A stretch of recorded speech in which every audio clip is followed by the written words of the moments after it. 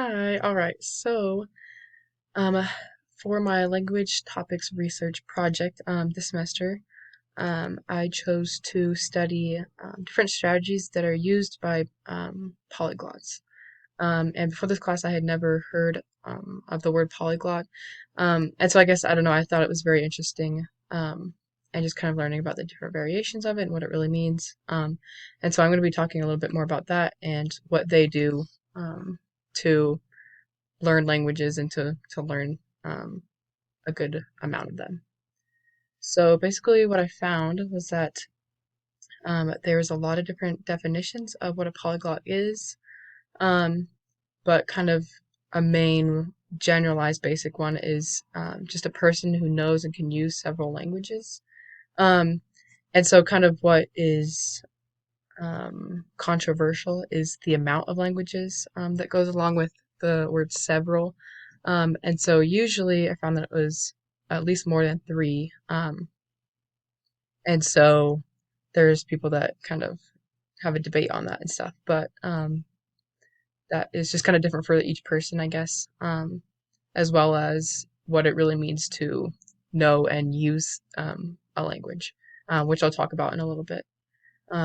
But just kind of to mention something that I was able to study and kind of research a little bit more was the Polyglot Society, just kind of different clubs that they have as well, um, where people kind of meet up that are all polyglots in person, have conferences or just online and practice speaking with each other and just share their insights and things. And so that was very interesting. And through all of my research, um, there were three kind of main and distinct things that different polyglots used as their method of language learning. Um, and so these three things, speaking, listening, and reading, um, and then translating, were the three different things that polyglots believed that you should do first when learning a language. And so that's kind of difficult because they're very different, obviously.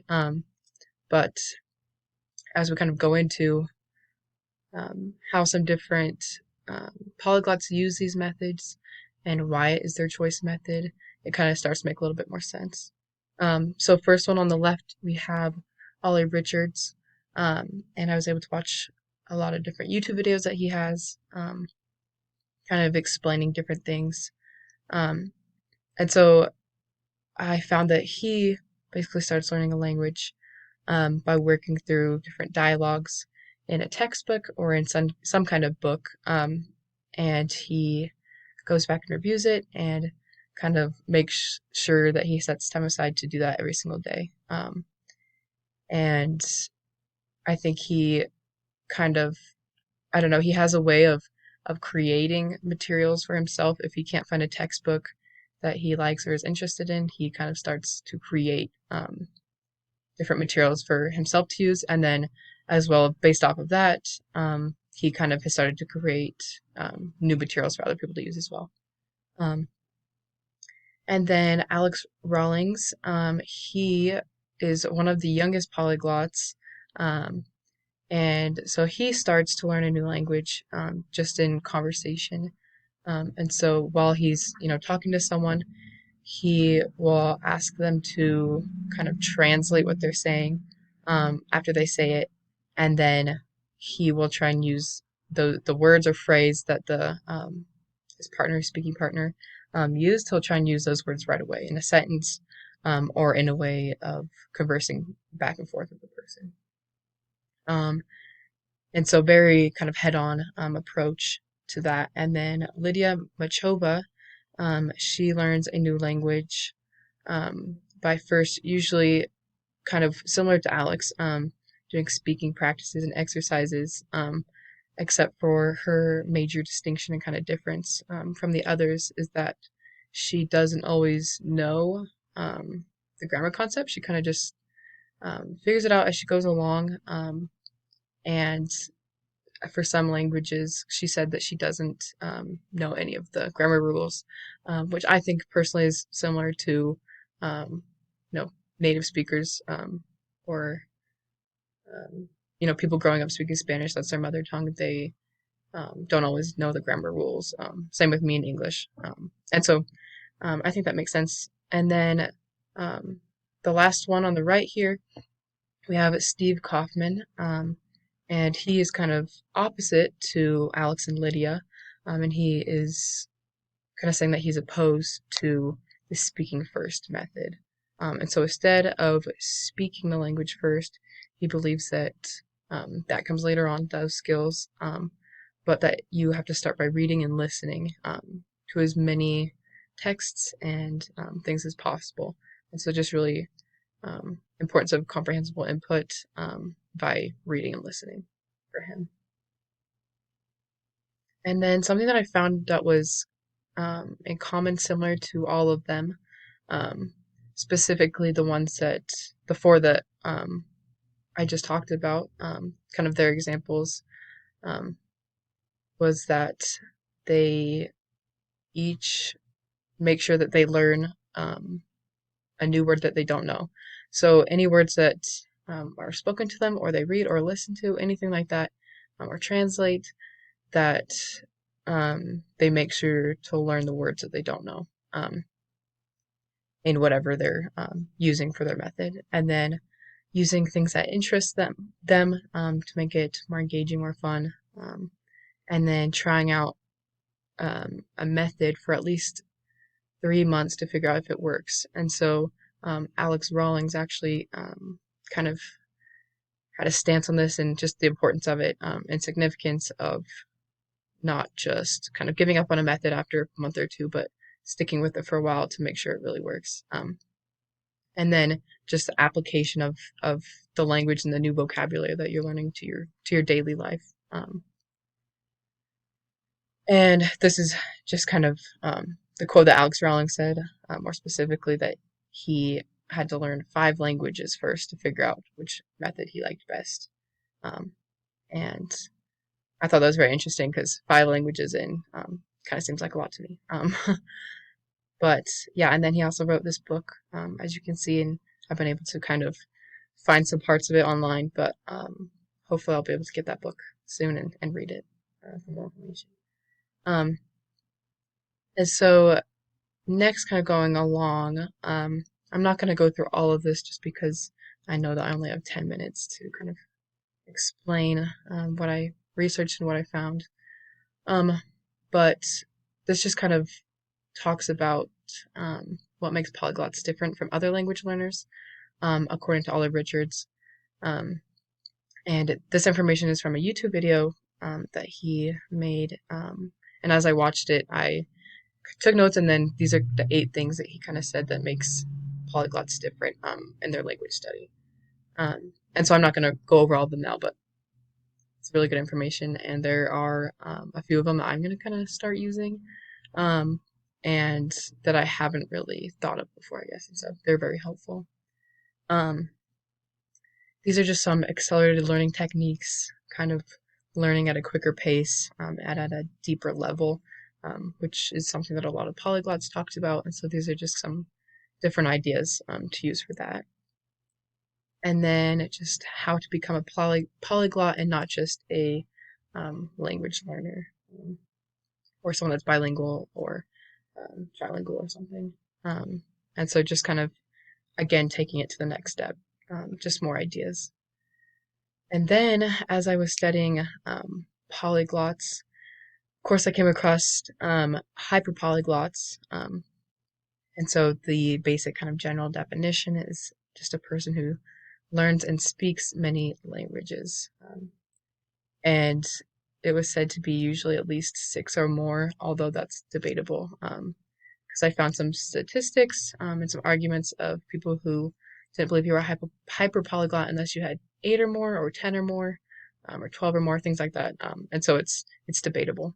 And then they also have kind of a club or association, the International Association of Hyperpolyglots. They have a website, and it's free to join. And they kind of stressed that you have to speak at least 6 or more different languages, and then that there's exceptions for people who speak kind of dialects or kind of extinct languages because they want to incorporate those people into their association and learn from them. And so that's kind of the only exception to that. Um, and then, of course, in this class, we've been talking about Krashen and his hypothesis.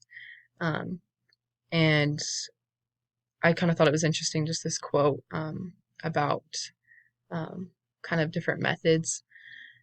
And so Krashen believed that speaking did not cause language acquisition, but that comprehensible input um, created the result of being able to speak. And so I thought that was very interesting, kind of looking at this quote and what Krashen believed compared to what polyglots and hyperpolyglots believe in, how they view language learning in that way, and the different methods that they use as well. Um, and so, kind of the reason that a lot of these associations or clubs kind of have a different definition of learning a language is all coming down to the point of fluency.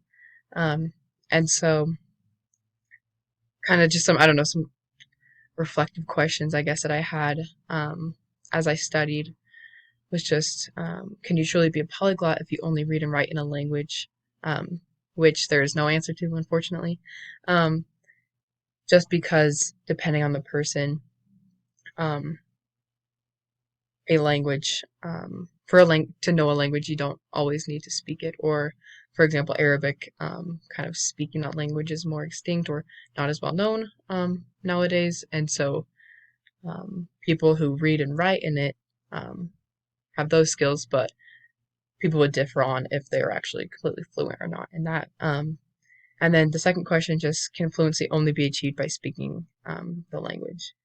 And so just kind of, again, going to the fact of speaking and how that relates to the definition of fluency according to polyglots and hyperpolyglots.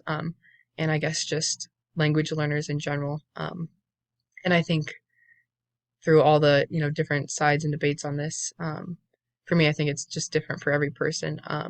But for me, like learning a language, I think that for myself to feel like I'm completely fluent in a language, I would want to be able to speak it and have that ability. Although that's not the same for everyone, and so that's just my opinion that I kind of came to as I studied. Um, and this was just kind of something kind of going off of that is just that definition, I guess, of a hyper polyglot or polyglot. And as I was kind of studying, I eventually kind of started pondering and thinking about just how this relates to the gospel and spiritual knowledge.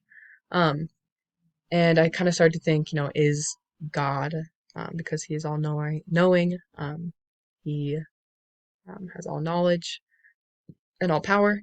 Um, and so is He a polyglot? And so I guess kind of as I thought about it, polyglot and hyperpolyglot is a human immortal kind of I guess word to kind of um, incorporate this huge wide scope of people who speak different languages and have that ability to learn them. And so kind of over here on the right, these three different things kind of show just kind of, I guess, my thought process as I was studying this, as I turned to the scriptures and the talks and things. And just that for this first one, when we're, here on earth, our mortal existence, that the languages that we speak um, were created, by man and for man. And so just as a way to communicate with one another, and that's why we have different languages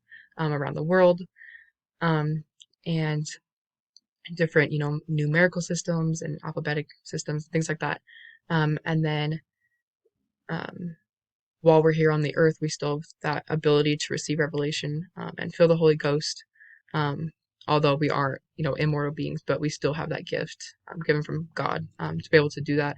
And then lastly, just thinking about how spirits in heaven communicate spirit to spirit. And then I kind of went on to study this talk. I'm not going to go into it, but it's on my slide, and I Could talk about it for like an hour, but I'm not going to.